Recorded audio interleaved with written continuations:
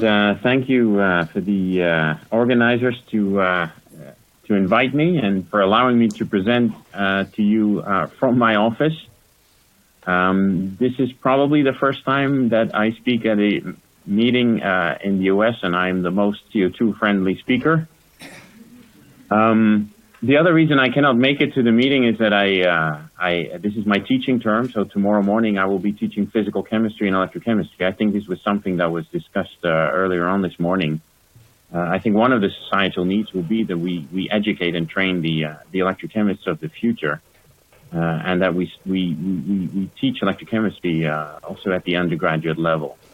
What I wanted to do in my talk is I'll probably sort of link between the energy conversion and also a little bit the electrosynthesis. And really what I want to do is I want to highlight a few general ideas from the theory of proton-coupled electron transfer at electrodes. I want to give you a flavor of how protons and electrons are transferred to electrodes and how that helps you in making the product that you want. And I'll explain to you that this is, to some extent at least, related to the number of electrons that you're trying to transfer. Then I'll apply those concepts to a reaction that we've been studying in quite some detail in the last few years, which is the conversion of the electrochemical conversion of carbon dioxide to CO2.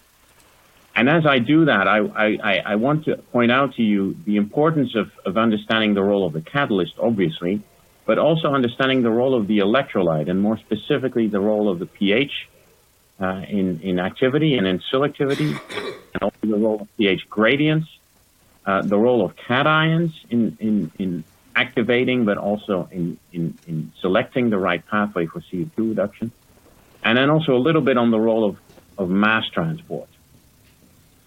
Now, first, a few words on how to transfer multiple electrons, because in many of the reactions that we would like to carry out, we transfer more than one electron. We like to make or break chemical bonds, so we transfer 2 or 4 or 6 or even more electrons. And we're all aware, I think, of the general idea of the theory of Marc, is that when you transfer a single electron, what determines the rate of that electron transfer is the extent to which you need to reorganize the environment of the redox center.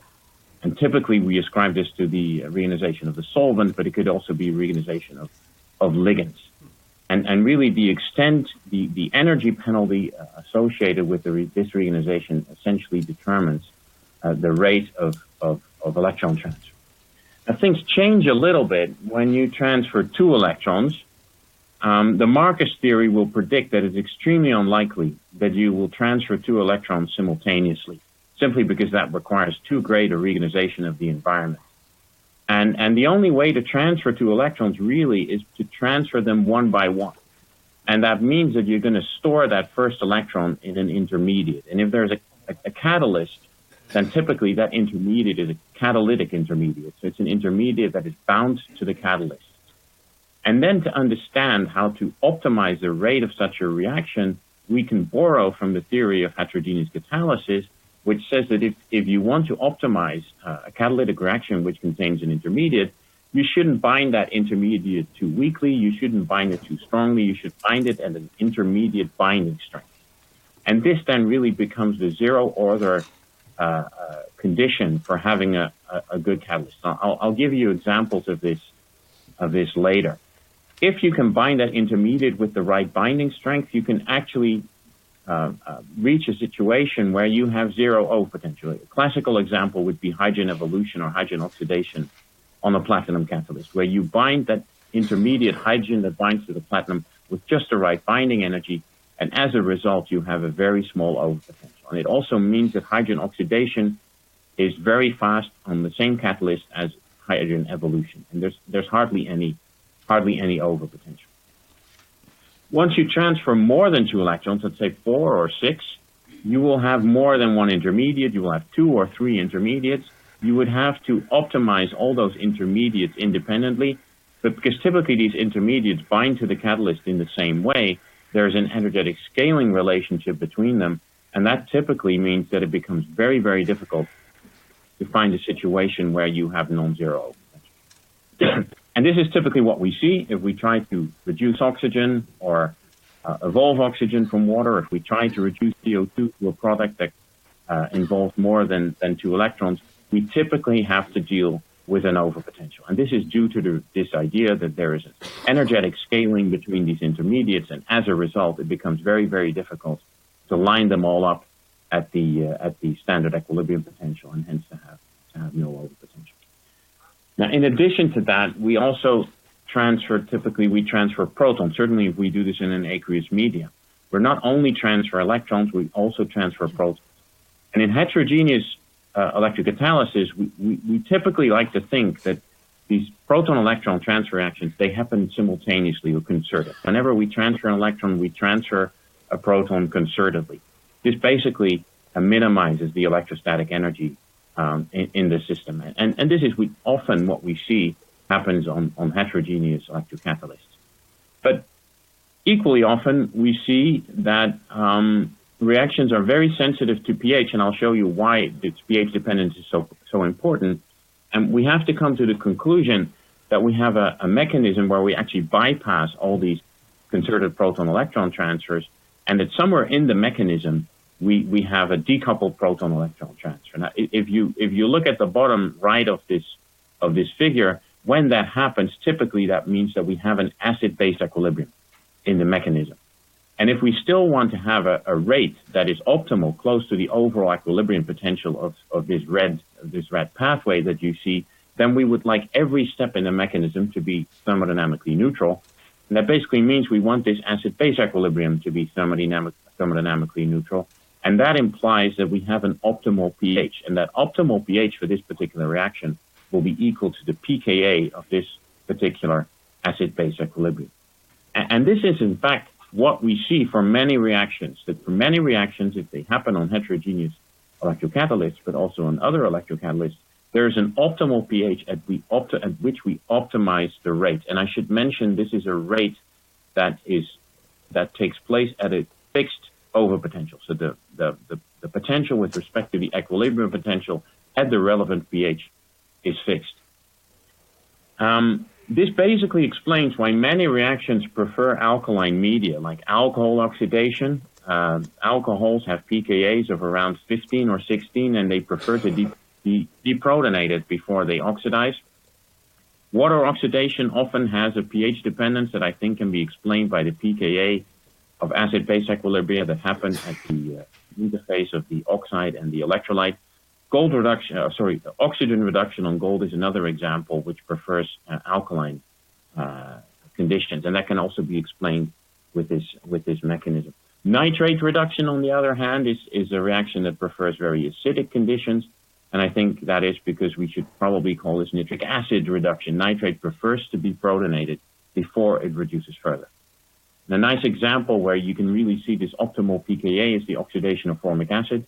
Formic acid has a pKa of around 4, and indeed it turns out that on catalysts like gold, but also platinum, the maximum formic acid oxidation current that you can get is at this intermediate pH of around 4.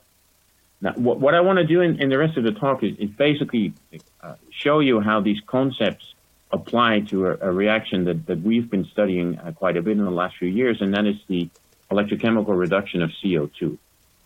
If you go through the electrochemical literature, you find that there's basically 3 main products when you reduce CO2.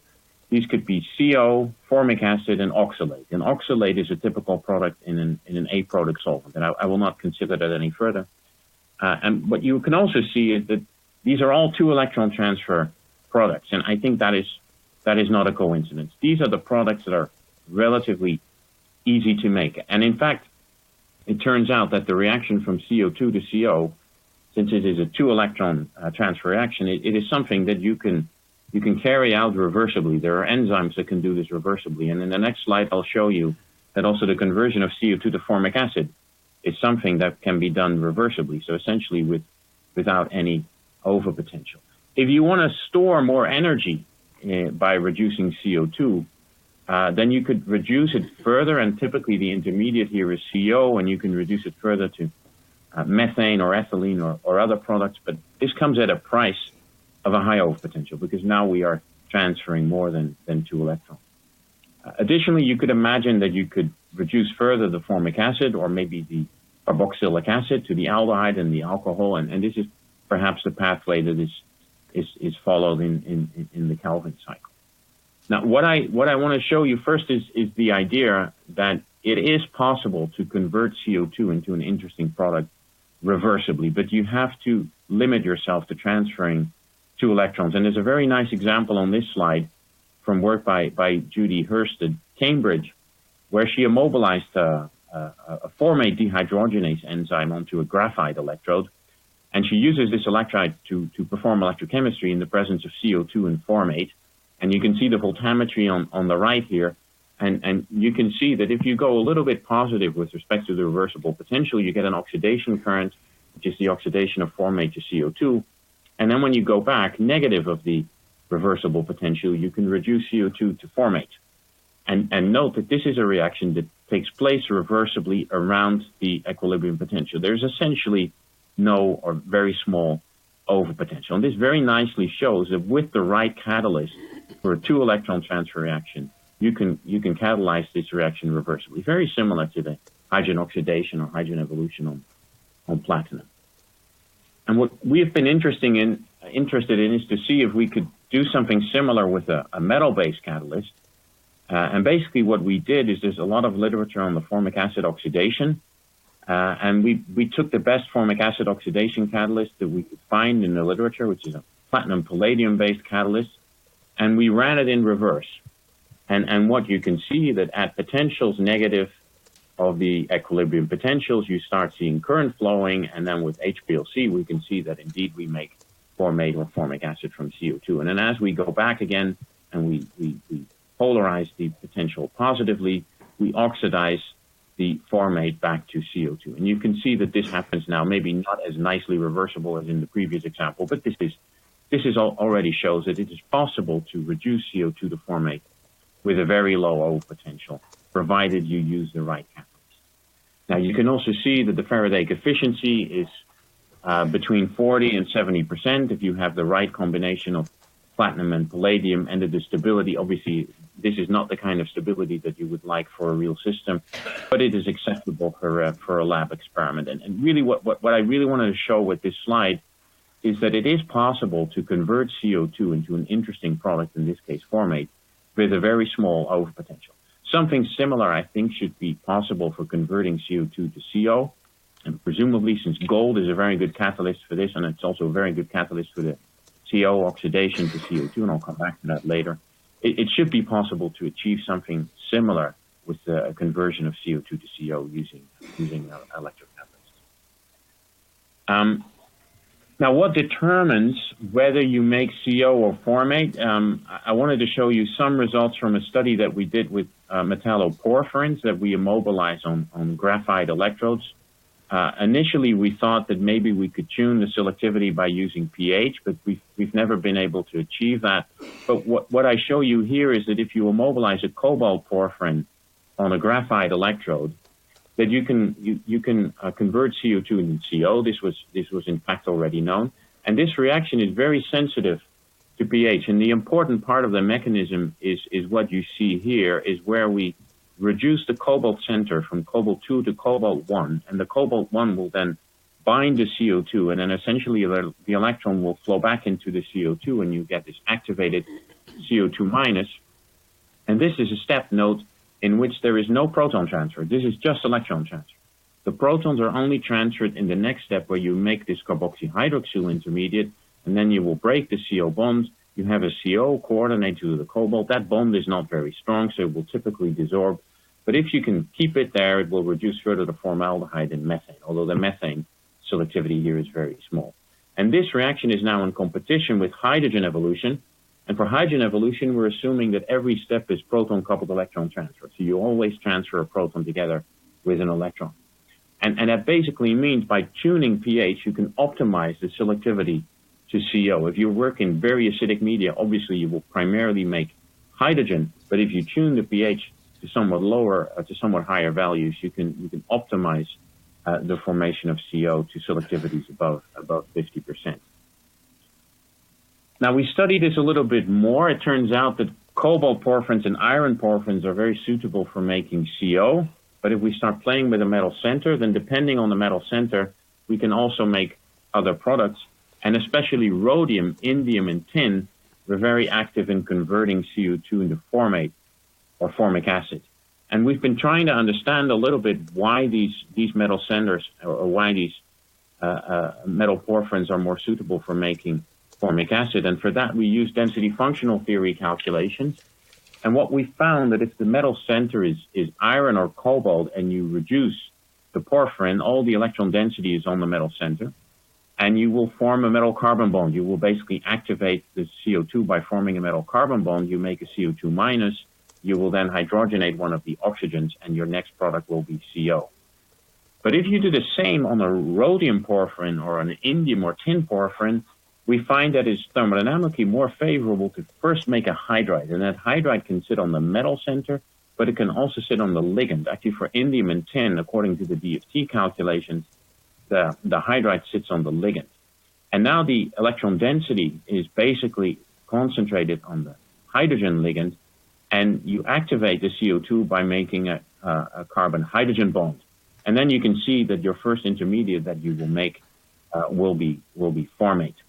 And so my feeling is that for many systems, this is the determining factor for whether you either make CO or formate as the first product, and this goes to the formation of a hydride. And in fact, I don't think this is extremely new. I think people in the molecular catalysis world have already postulated something like this, but it was an idea that I think is still not very present in the heterogeneous electrocatalysis world. Now, one metal that is able to reduce CO2 further than CO or formate is copper. This was discovered by Yoshio Hori in the 1980s in Japan. He found that if you reduce CO2 on an aqueous electrolyte, room temperature, you can reduce CO2 as well as CO to, let's say, non-trivial products like methane and ethylene, and especially the formation of ethylene, I think is very interesting. On the left here, you can see a figure of a typical experiment that we would do.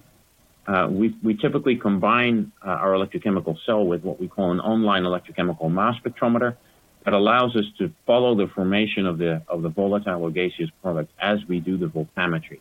And so you can see that as we go negative, we see current due to CO2 reduction, current due to CO reduction. From CO2, we make formic acid. We don't reduce the formic acid any further, the copper. But more importantly, you can see that as we polarize the electrode negatively, we make hydrogen, we make methane, and we make ethylene. And you can see that we make methane and ethylene both from CO2 as well as from CO, suggesting that CO here is an intermediate in the reduction of CO2 to methane and ethylene. Now, to understand how ethylene is made, we did the same experiments, but now from CO on copper single crystals.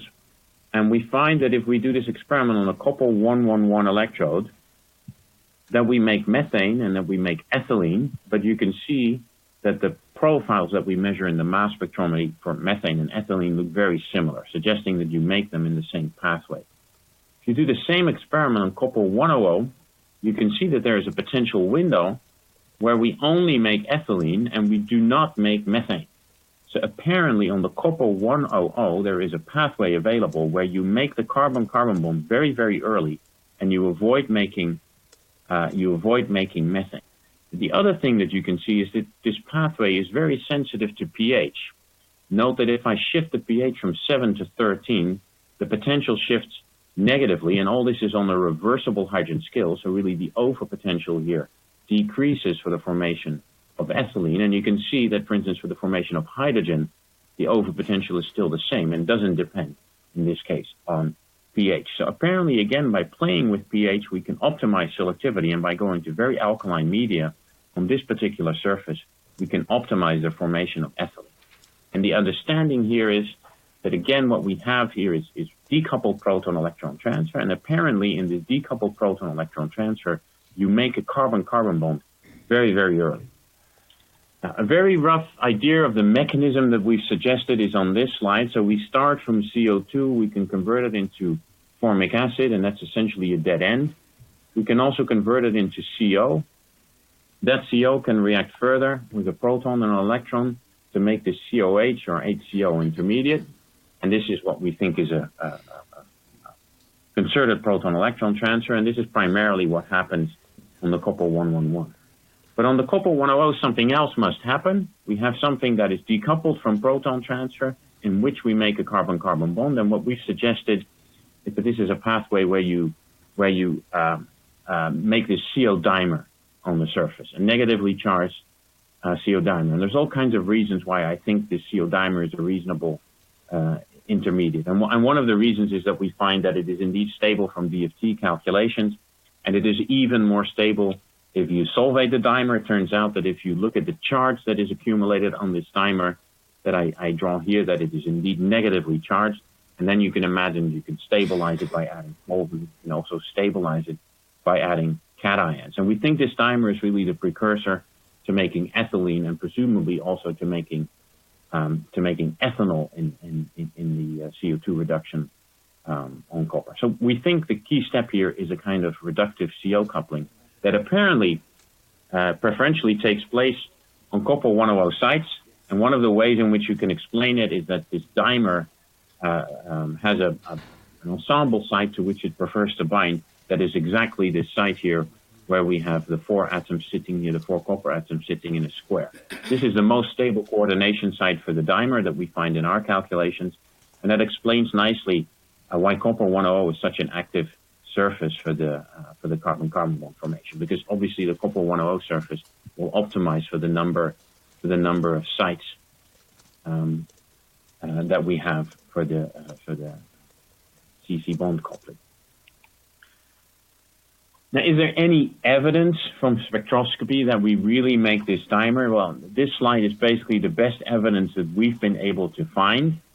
This is again on a copper 100 electrode that we study here with in situ infrared spectroscopy.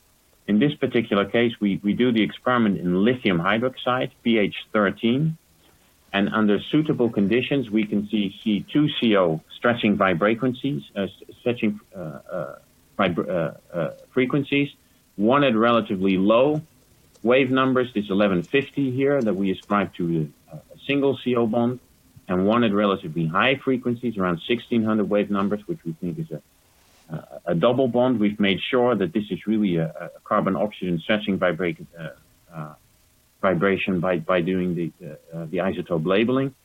And then if we compare to different compounds in the literature, and if we can compare to different compounds that we can calculate with DFT calculations, the only one that comes reasonably close to what we see experimentally is this hydrogenated CO dimer on the copper surface, suggesting that indeed what we see here is a simultaneous formation of a single and a double bond as it would exist in this CO dimer. And again, I want to stress that we only see this on the copper 100, so that's also the surface where we see the CC bond formation. We do not see this on the copper 111. Interestingly, we see it primarily in the presence of lithium, and if we start changing the cation, actually we start introducing bigger cations like cesium, we don't see this intermediate anymore. But funny enough, if we add cesium, we do see that this enhances the formation of CC bond. We see more ethylene, and we also see more propanol, so more C3 formation in the presence of a bigger cation. So somehow the larger alkali cations like cesium or rubidium, they enhance CC bond formation, apparently not so much by stabilizing this intermediate, because otherwise we would see it in the infrared spectroscopy, but by specifically enhancing this pathway in which we make ethylene, ethanol, and eventually also propanol. Now, one other thing that I wanted to show you is some recent work that we've done, and this is on the competition between CO2 reduction and hydrogen evolution. And here we've specifically looked at gold electrodes. So here we have two competing reactions. We have the formation of CO on gold, and gold is one of the best catalysts for making CO from CO2. And this reaction is in competition with the water reduction. I should stress with the water reduction. The proton reduction will always win from the CO2 reduction, but under neutral conditions where we typically do these experiments, the reaction that we're competing with is the water reduction. And we wanted to understand how this competition depends on mass transport. And we've made a very simple, basically rotating ring disk system where we have a gold disk where we convert CO2 into CO and we convert water into hydrogen. And then to measure quantitatively how much CO we make, we also have a gold ring. And on this gold ring, we can selectively oxidize the CO back to CO2. And hydrogen does not oxidize on this gold ring, but under suitable electrolyte conditions, the oxidation of CO to CO2 on gold is mass transport limited, and that means that we can quantify the amount of CO that we make on the disk by oxidizing the CO back on the ring. And that means by measuring the ring current simultaneously with the disk current, we can obtain the partial current densities for CO formation and for hydrogen formation, and we can look at this and we can look at how this depends on the mass transport, so on the rotation rate of the gold disk. And interestingly, what you see as we increase the rotation rate, we see a little increase of the CO production, but it's really not that much. And actually, the currents that we measure here are still far below the diffusion limited currents of CO2 reduction. So in fact, that is not so surprising. What we do see is that as we increase the rotation rate, the hydrogen production decreases with enhanced mass transport. And this was a little bit surprising. As a result, we can now plot the Faradaic efficiency for CO2 and hydrogen as a function of potential and also as a function of mass transport. And then you can see that indeed, as you increase mass transport, your Faradaic efficiency for CO formation increases, but this is not because the mass transport of CO2 to the surface becomes better, but because the hydrogen production decreases with enhanced mass transport. Now, how to understand this? Under these particular conditions, we found that the hydrogen evolution on gold, in fact, is pH dependent. And it turns out that the hydrogen evolution rate increases with increasing pH. As you increase the pH of the electrolyte solution, the current for hydrogen evolution increases. And now you can understand that if we increase mass transport, basically what happens is we reduce the pH gradient that exists. Because the hydrogen evolution will produce OH minus, that means the local pH will increase, and by increasing mass transport, we will basically lower the local pH that exists, and hence the hydrogen evolution rate goes down. And this is then, under the conditions, the specific conditions of this experiment, the reason why hydrogen evolution decreases with increasing mass transport, and why the CO, as a result, the CO production and CO Faradaic efficiency increases with each increasing mass transport. So just to summarize again what I showed you that it's possible to reversibly convert CO2 into CO and formate. So you need to limit yourself to 2 electron transfer reactions, but then with the right catalyst, it's possible to do this reversibly. I showed you that the activation of CO2 to different products can depend on the nature of the active site and whether the electrons are concentrated on the metal side or whether they are concentrated on the hydride, and that will determine whether you make CO or formate. In general, I showed you, I think, that charged intermediates are extremely important in these pathways. CO2 minus, hydride, this negatively charged CO dimer, and these charged intermediates are very sensitive to pH and to the interaction with cations, and hence, by changing the electrolyte, we can play with the selectivity of the reaction. And finally, because pH is so important, also pH gradients are very important, and this is something that you can that I think is worthwhile studying in more detail, these electrolyte and mass transport effects. Now, finally, in the preparation for this talk, I was asked to also give some thoughts on what I think is needed in this field and to be a little bit provocative. We heard earlier today already that all this is very much about the understanding of complex electrode reactions in a very complex environment. My understanding of electrochemistry is that things are never as simple as they seem.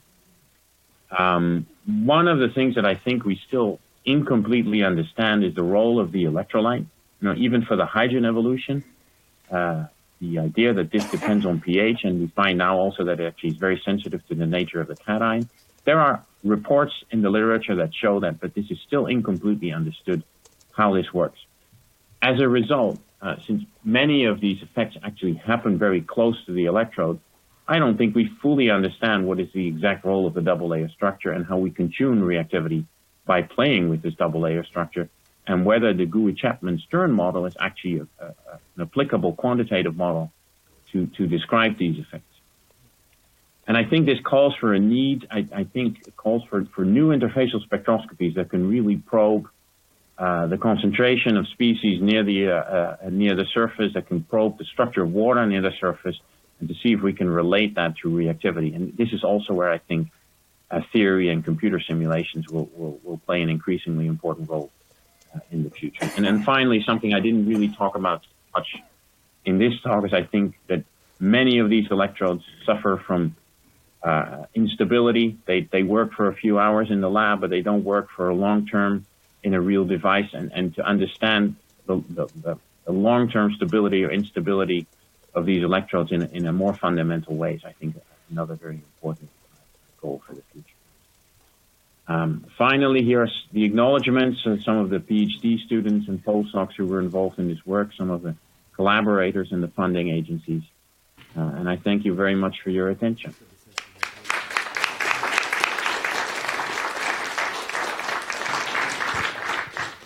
Do we have any questions for Marc?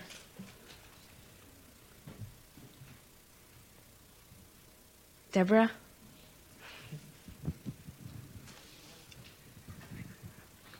Marc, you touched on it at the end, the nature of the local pH. And I think we often really don't keep that in our mind, just how rapidly things can look acidic in an alkaline environment and vice versa.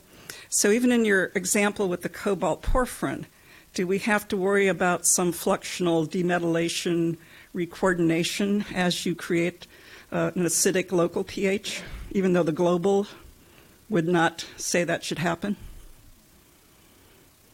Yeah, so under the conditions of CO2 reduction, I think the pH that you generate will the local pH will be more alkaline. But yeah, in principle, these local pHs may affect also the stability of the electrode. And this is something that we may not always appreciate. I agree with that. Yeah. Not to mention changing the nature of the double layer right at that local spot.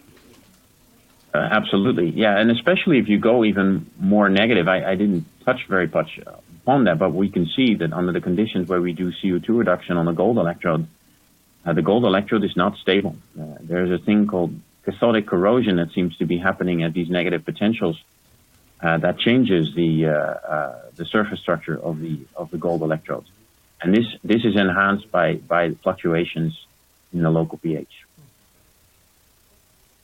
Hi, Franz Geiger from Northwestern University in the CSR here. Really great talk. I appreciated a lot what you were sharing with us. One question I had was, are there vibrational sum frequency studies or other vibrational probes that show the presence of copper oxide and hydroxide on your metals?